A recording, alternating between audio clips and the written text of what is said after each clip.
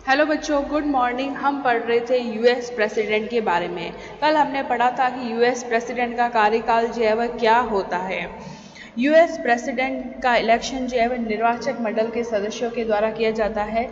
Election committee के द्वारा जो है वह किया जाता है। और इस निर्वाचक मंडल के जो सदस्य है वो जनता के द्वारा, निर्वाचक मंडल के जो सदस्य है, मेंबर है, वो जनता के द्वारा जो है वह सभी राज्यों से प्रत्यक्ष रूप से जो है वह चुने जाते हैं। इसके मेंबर जनता के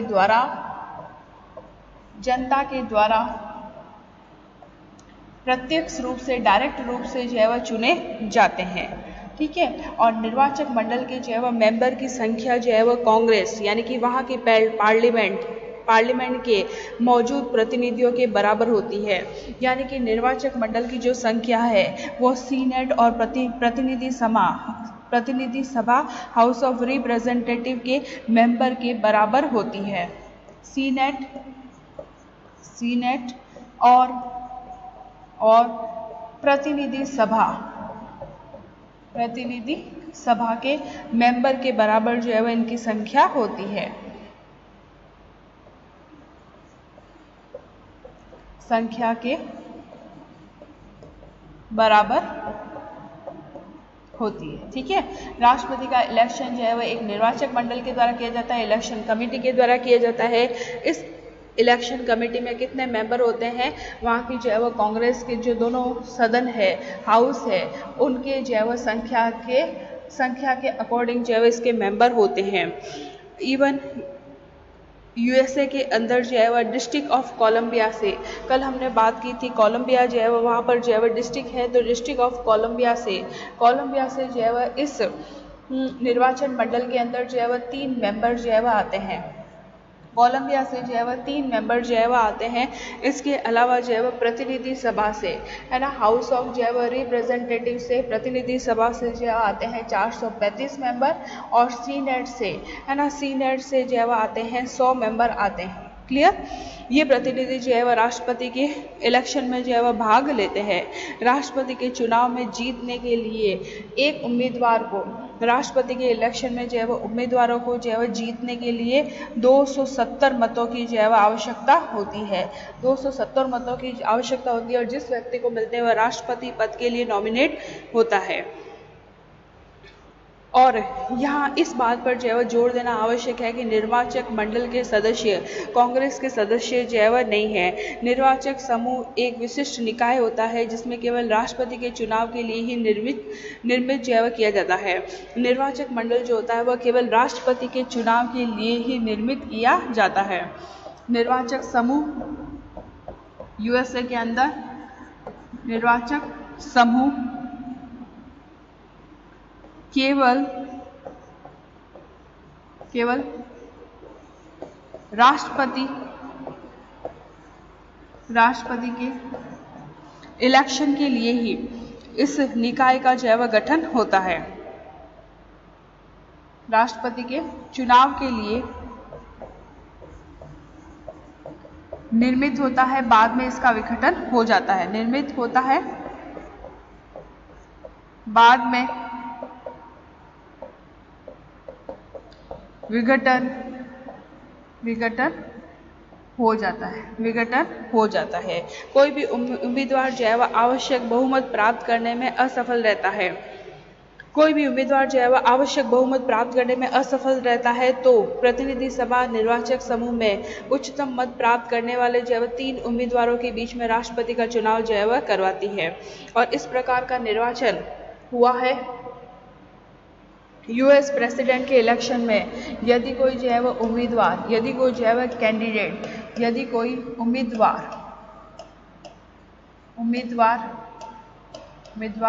आवश्यक बहुमत प्राप्त करने में, मतलब उसको जो है वह बहुमत प्राप्त नहीं हुआ है, बहुमत प्राप्त करने में असफल रहता है,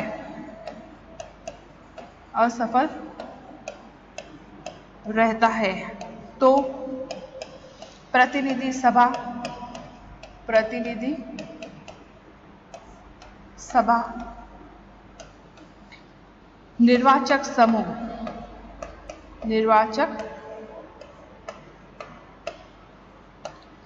में उच्चतम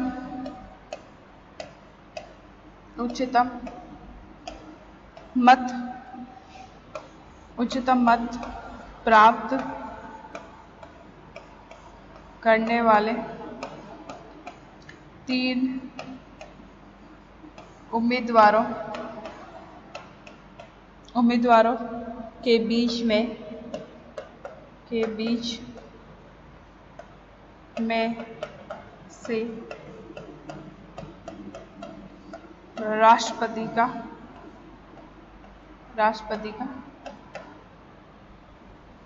चुनाव करती है। जिनको वोट ज़्यादा मिले हैं उनके बीच में जो है 3 उम्मीदवारों के बीच में जो है राष्ट्रपति का चुनाव करती है।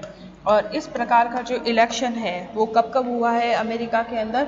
एक तो हुआ है 1800 के अंदर, एक 1824 में इस प्रकार का इलेक्शन हुआ है, एक हुआ है 1876 में इस प्रकार का इलेक्शन हुआ है जब किसी प्रतिनिधि को पूरे वोट नहीं मिल पाए हैं तब।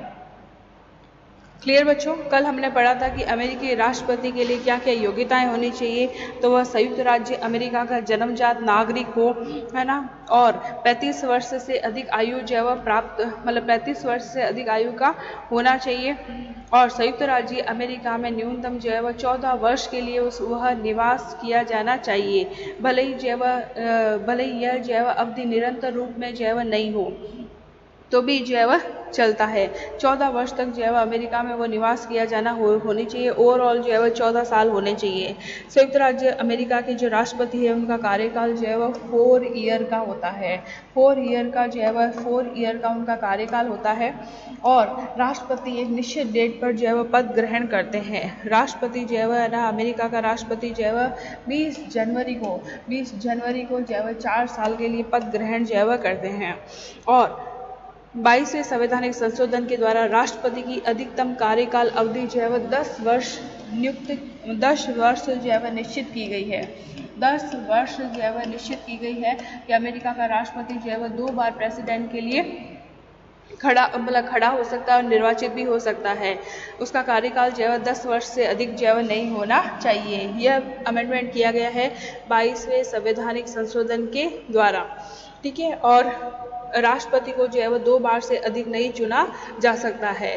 कार्यकाल उनका जो है वह 20 जनवरी से प्रारंभ होता है। इवन राष्ट्रपति पर राजद्रोह है, घूस है, गंभीर आरोप है, कदाचार, भ्रष्टाचार, करप्शन के कारण उनको महाभियोग के द्वारा जो है वह इम्पीचमेंट प्रोसेस के द्वारा हटाया भी जा सकता है। क्लियर बच्चों? इम्पीचमेंट जो है वो प्रोसेस के लिए, है ना, इम्पीचमेंट यानी कि महाभियोग की जो है वो प्रोसेस के लिए प्रतिनिधि सभा, हाउस ऑफ रिप्रेजेंटेटिव, प्रतिनिधि सभा, हाउस ऑफ रिप्रेजेंटेटिव, प्रतिनिधि सभा द्वारा बहुमत से महाभियोग की प्रक्रिया प्रारंभ की जाती है। महाभियोग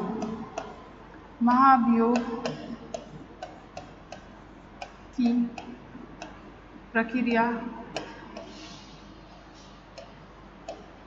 आरंभ की जाती है, ठीक है ना। हाउस ऑफ रिप्रेजेंटेशन से इम्पीचमेंट का प्रोसेस जो है वह प्रारंभ होता है। इसके बाद में इस मामले को जो है वह सीनेट में भेज दिया जाता है। सीनेट के अंदर जो है वह इस मामले को जो है वह भेज दिया जाता है। इस परीक्षण अवधि के दौरान सीनेट एक न्यायिक एजेंसी के रूप में जो है वह काम करता है। जुडिशियल जो है वह एजेंसी के रूप में जो है वह सीनेट जो है वह कार्य करता है। सीनेट एक न्यायिक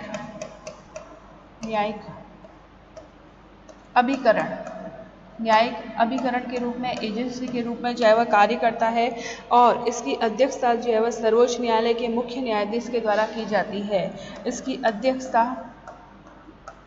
अध्यक्षता इम्पीचमेंट प्रोसेस की सेम एज भारत की तरह ही होता है। जैसे भारत में लोकसभा में आएगा, देन राज्यसभा में जो है वह पास होता है, तो सेम वहाँ पर भी जो है वो क्या है, हाउस ऑफ रिप्रेजेंटेटिव में आएगा इम्पीचमेंट प्रोसेस। फिर बाद में जो है वो सीनेट में जाएगा। सीनेट की जो है वो अध्यक्षता जो है वो कौन करेगा, सर्वोच्च न्यायालय के मुख्य न्यायाधीश के द्वारा। इसकी अध्यक्षता सुप्रीम कोर्ट, सर्वोच्च न्यायालय के मुख्य न्यायाधीश के द्वारा की जाती है, चीफ जस्टिस के द्वारा जो है वह की जाती है, मुख्य न्यायाधीश के द्वारा की जाती है। अगर सीनेट के द्वारा यानी कि जो अपर हाउस है उसके द्वारा जो है वह 2/3 बहुमत से महाभियोग का प्रस्ताव जो है वह पारित कर दिया जाता है। 2/3 बहुमत से जो है अगर प्रस्ताव जो है वह पारित कर दिया जाता है तो राष्ट्रपति को अपने पद से हटाया जा सकता है। लेकिन अभी तक यूएस प्रेसिडेंट को जो है इम्पीचमेंट प्रोसेस के द्वारा हटाया नहीं गया है। हालांकि जो है वह बहुत से ऐसे राष्ट्रपति थे जिनको इम्पीचमेंट प्रोसेस का जो है वह सामना करना पड़ा। उनमें है जॉनसन, यूएस प्रेसिडेंट जो है वह जॉनसन को इम्पीचमेंट प्रोसेस का जो है वह सामना करना पड़ा और उनको सामना करना पड़ा 1868 के अंदर। फिर बाद में है रिचर्ड जो है वह निक्सन, उनको जो है वह है ना 1974 में इम्पीचमेंट प्रोसेस का सामना करना पड़ा। और आप लोगों को भी पता होगा बिल क्लिंटन को भी जो है वह इम्पीचमेंट प्रोसेस का जो है वह सामना करना पड़ा था। बिल क्लिंटन, उनको जो है वह 1998 में इम्पीचमेंट प्रोसेस का जो है वह सामना करना पड़ा। इज दैट क्लियर बच्चों? अब हम लेंगे यूएस प्रेसिडेंट की जो है वह क्या पावर है और क्या उनके जो है वह फंक्शंस है ना, उनके कार्य और शक्तियाँ जो है वह क्या है। अमेरिकी राष्ट्रपति का पद जो है वह विश्व में सर्वाधिक शक्तिशाली लोकतांत्रिक पद है। लॉर्ड ब्राइस के अनुसार ये दुनिया का महानतम पद है। और हमने कल पढ़ा था कि मुनरो ने भी यही कहा था कि अमेरिकी राष्ट्रपति लोकतंत्र में किसी भी व्यक्ति के द्वारा अब तक धारण की जाने वाली सत्ता की सबसे अधिक मात्रा का प्रयोग जो है वह करता है। अमेरिकी राष्ट्रपति लोकतंत्र में किसी भी व्यक्ति के द्वारा अब तक धारण की जाने वाली सत्ता की सबसे अधिक मात्रा में जो है वह प्रयोग करता है। अमेरिका का राष्ट्रपति एक राजा से अधिक और कम दोनों है। यह एक प्रधानमंत्री से अधिक है और कम दोनों है, हेराल्ड लॉस्की के अनुसार। ठीक है, राष्ट्रपति अपनी शक्तियाँ जो है वह 4 सोर्स से प्राप्त करता है: संविधान के द्वारा, न्यायिक व्याख्याओं के द्वारा, राजनीतिक सम्मेलन के द्वारा और कांग्रेस की कार्रवाई के द्वारा। ठीक है बच्चों, हेराल्ड लॉस्की ने जो है वह यूएस प्रेसिडेंट के बारे में जो है वह कहा है। यूएस प्रेसिडेंट के बारे में कहा है कि अमेरिका का राष्ट्रपति एक राजा से अधिक है और कुछ कम भी होता है, मतलब दोनों रोल है, वो राजा से अधिक भी है और कम भी है।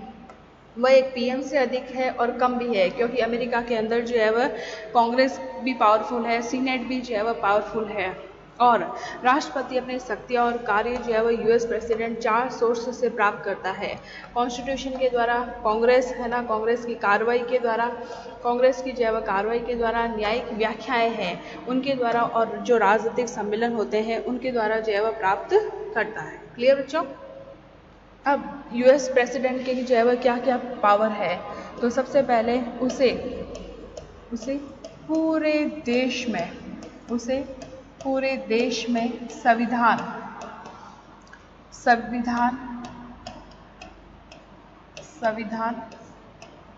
संघीय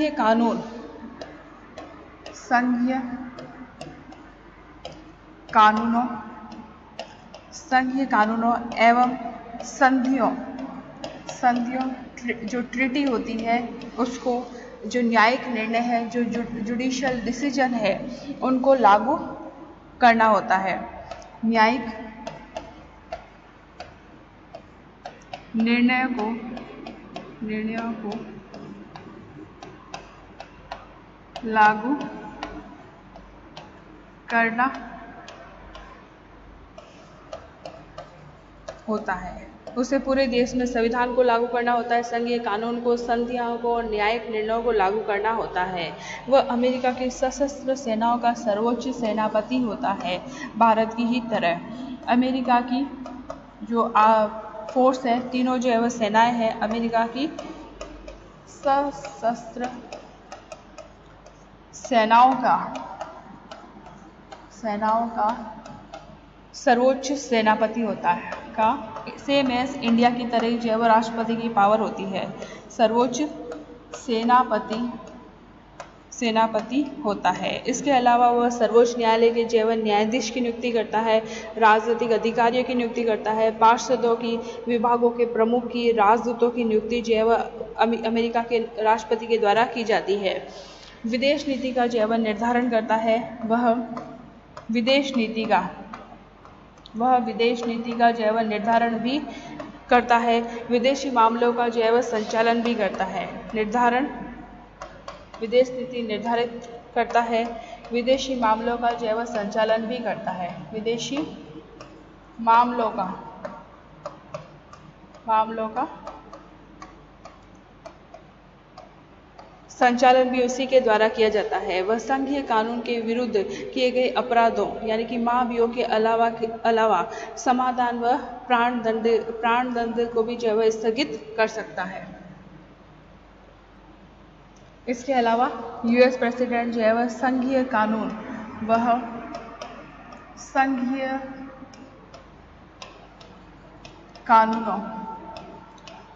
कानूनों के विरुद्ध किए गए अपराधों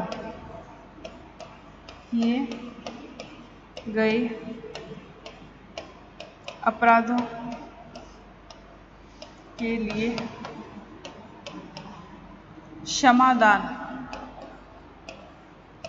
समाधान व प्राण दंड का स्थगित भी जो है वह कर सकता है। जब किसी विधेयक को कांग्रेस के दोनों सदनों के पास जो है वह भेजा जाता है, कांग्रेस के दोनों सदनों से अगर कोई विधेयक है, बिल है, ऑर्डिनेंस पास हो जाता है तो राष्ट्रपति की सहमति के लिए भेजा जाता है। और राष्ट्रपति के पास जो है वह 3 ऑप्शन होते हैं। अगर राष्ट्रपति जो है वह किसी विधेयक पर सहमति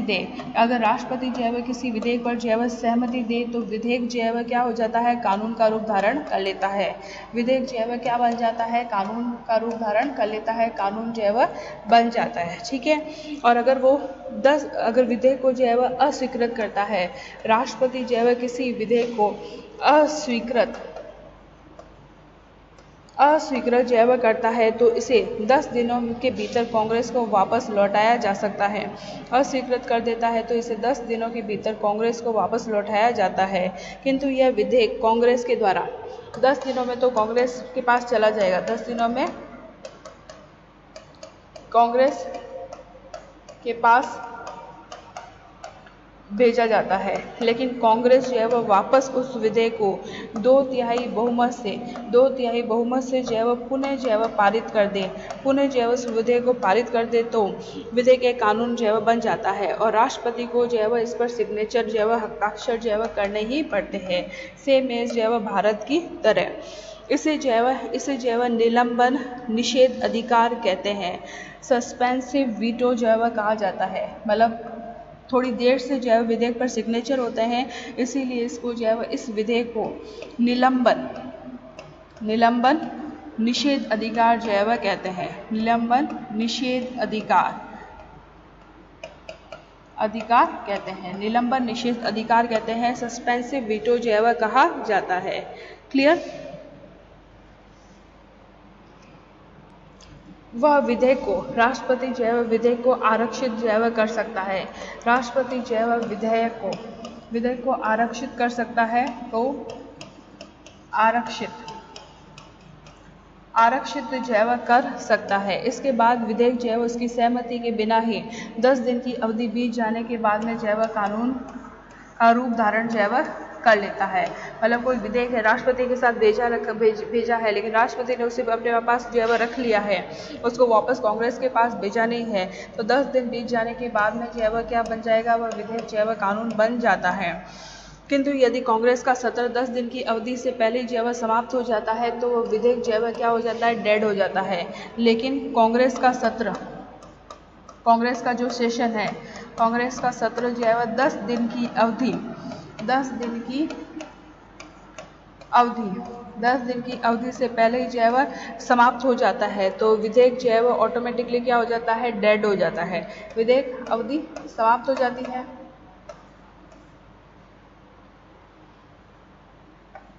10 दिन से पहले कांग्रेस का अधिवेशन जो है वह सत्र जो है वह समाप्त हो जाता है तो विधेयक जो है वह क्या हो जाता है, डेड हो जाता है। ठीक है, वह विधेयक जो है वह मरत हो जाता है तो इसे जो है वह पॉकेट वीटो के रूप में जो है वह जाना जाता है। अगर विधेयक कोई डेड हो जाता है और तो उसे जो है वह क्या कहते हैं, पॉकेट वीटो के नाम से, इस अधिकार को जो है वह पॉकेट वीटो के नाम से जाना जाता है। जेबी निषेधाधिकार के नाम से जो है वह जाना जाता है। राष्ट्रपति जो है वह सदन में मौखिक भाषा में या फिर डॉक्यूमेंट के द्वारा कांग्रेस को जो है वह कुछ विधायी उपायों का प्रस्ताव प्रपोजल जो है वह भेज सकता है। वह महत्वपूर्ण मामलों पर विचार करने के लिए कांग्रेस के जो है वह सेशन सत्र जो है वह बुला सकता है। राष्ट्रीय बजट जो है वह तैयार करवाता है, इसे मंजूरी के लिए जो है वह कांग्रेस के पास जो है वह भेजता है। ठीक है, इसके अलावा जो है वह राष्ट्रपति जो है वह प्रशासनिक और कार्यवाही आदेश के रूप में, है ना, उसे प्रशासनिक और कार्यवाही आदेशों के रूप में नियमों के निर्माण की शक्ति भी राष्ट्रपति को जो है वह प्राप्त होती है। सेम एज जो है वह राष्ट्रपति की शक्तियाँ वही होती है जो हमारे भारत के राष्ट्रपति के बारे में हमने पढ़ी थी। ओके बच्चों, थैंक यू।